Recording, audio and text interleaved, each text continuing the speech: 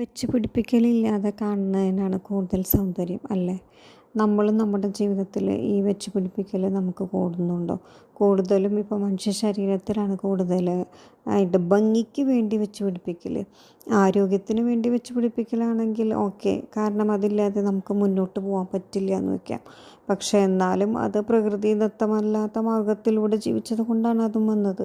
അതും പറയാതിരിക്കാൻ വയ്യ. എന്നാൽ ഭംഗിക്ക് വേണ്ടിയിട്ട് വെച്ച് പിടിപ്പിക്കൽ, പുരുകം വെച്ച് പിടിപ്പിക്കുക, കൺപീലി വെച്ച് പിടിപ്പിക്കുക, ചുണ്ടിൻ്റെ കളറ് വെച്ച് പിടിപ്പിക്കുക, അതുപോലെ മുടി പോരാന്ന് പറഞ്ഞിട്ട് ഹെയർ എക്സ്റ്റൻഷൻ ഒരുപാട് സ്ത്രീകൾ ഇപ്പോൾ ചെയ്യുന്നുണ്ട്. അപ്പോൾ ഒരു കല്യാണമാണ്, അപ്പോൾ തീരെ കഷണ്ടിയാണ്, അത് ഓക്കെ.